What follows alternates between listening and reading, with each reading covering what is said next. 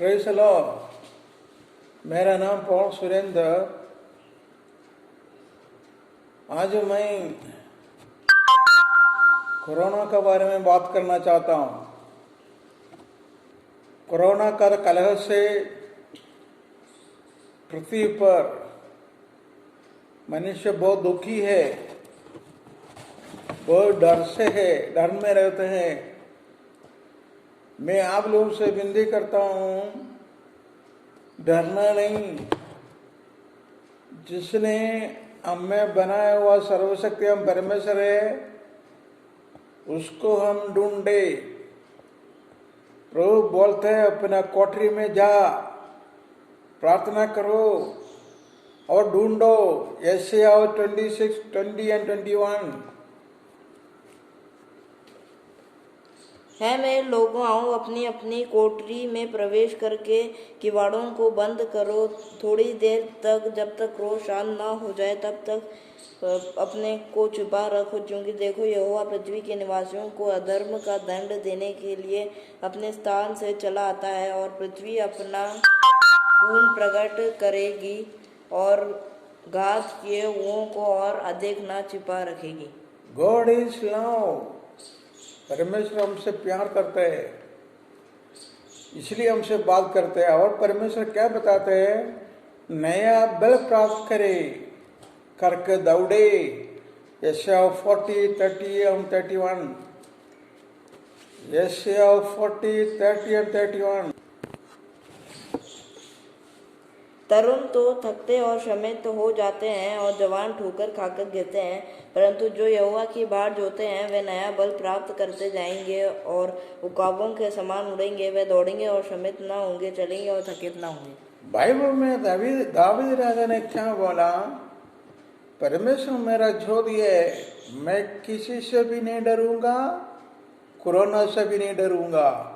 Psalm 27, 1 to 3। यहोवा परमेश्वर मेरी ज्योति और मेरा उद्धार है, मैं किससे डरूं। यहोवा मेरा जीवन का दृढ़ गढ़ ठहरा है, मैं किससे भय खाऊं। जब कुकर्मियों ने जो मुझे सताते और मुझसे बैर रखते थे, मुझे खा डालने के लिए मुझ पर चढ़ाई की, तब वे ही ठोकर खाकर गिर पड़े। चाहे सेना भी मेरे विरुद्ध छावनी डाले तो भी ना डरूंगा, चाहे मेरे विरुद्ध लड़ाई बन जाए, उस दशा में भी मैं हियाव बांधे निश्चित रहूंगा।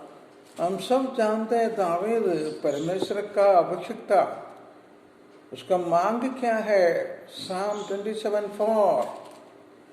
Psalm 27:4। एक वर मैंने यहोवा से मांगा है, उसी के यत्न में लगा रहूंगा। मैं किसी जीवन भर यहोवा के भवन में रहने पाऊं, जिससे यहोवा की मनोरथा पर दृष्टि लगाए रहूं और उसके मंदिर में ध्यान किया करूं।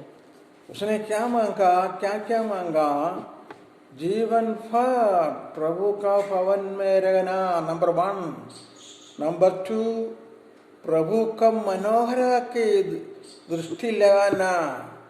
नंबर 3, उसका मंदिर में ध्यान किया करना। ऐसा करने से क्या होगा? Psalm 27, 5 and 6।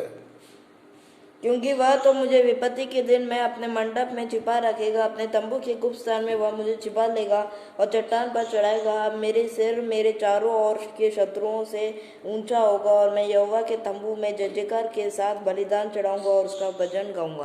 प्यारे लोग, विपत्तियों के दिन में क्या करना है दावीद ने सीखा, इसलिए उसने ये वर को मांगा। और ये कोई भी इसे नहीं ले सकता। Luke chapter 10, 38 to 42। 38 से 42।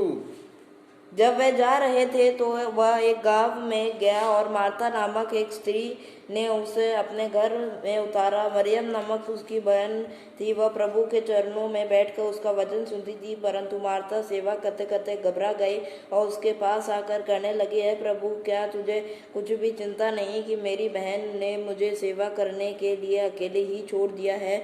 इसलिए उससे कहा कि मेरी सहायता करे। प्रभु ने उसे उत्तर दिया, मार्था, तू बहुत बातों के लिए चिंता करती है और घबराती है, परंतु एक बात अवश्य है, और उस उत्तम भाग के मरियम ने चुन लिया है, जो उससे छीना न जाएगा। प्रभु ने क्या बोला? कोई भी मरियम से नहीं छीन सकता है। Praise the Lord. Then we can see ये अभी हमने दावीद के बारे में ऐसा सुना, लेकिन परमेश्वर को ढूंढने के लिए क्या रुकावट है वो हम देख सकते हैं। लवोदिकिया कलीसिया में देख सकते हैं। प्रकाश वाक्य चैप्टर 3:14। लोदोकिया की कलीसिया के दूत को यह लेख, जो आमीन और विश्वासियों के और सच्चा गवाह है और परमेश्वर की सृष्टि का मूल कारण है, वह यह कहता है कि मैं तेरे कामों को जानता हूँ कि तू न ठंडा और न गर्म, भला होता कि तू ठंडा या गर्म होता। मैं आगे बढ़ने से लवोदिकिया कलीसिया के बारे में कुछ बताना चाहता हूँ।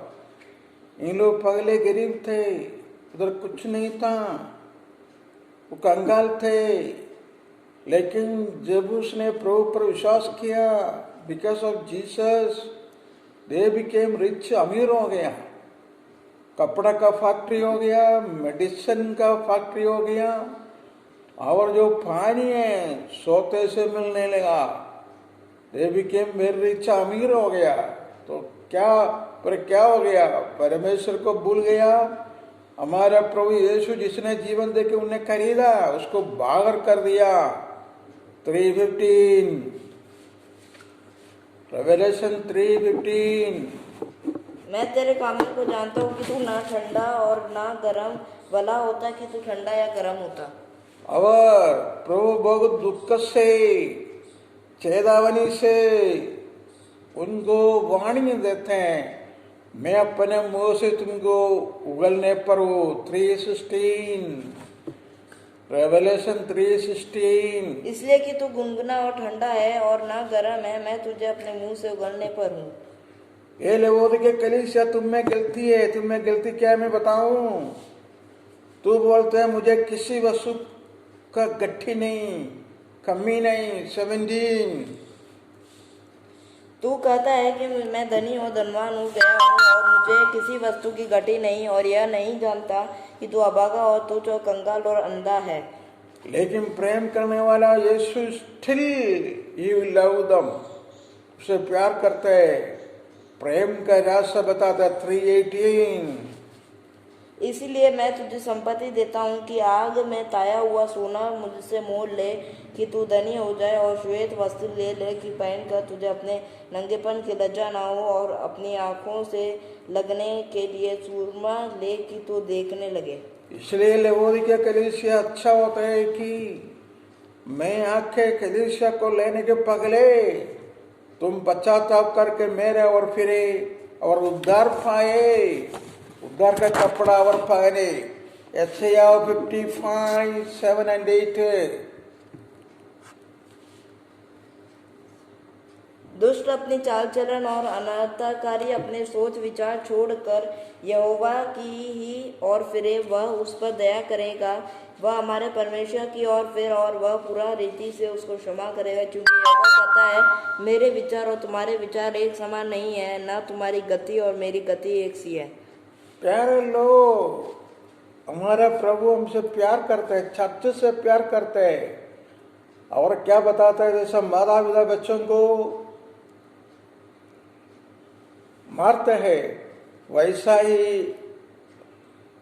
लवोदिकिया कलीसिया के लोगों को भी मारते हैं। रेवलेशन 3:19।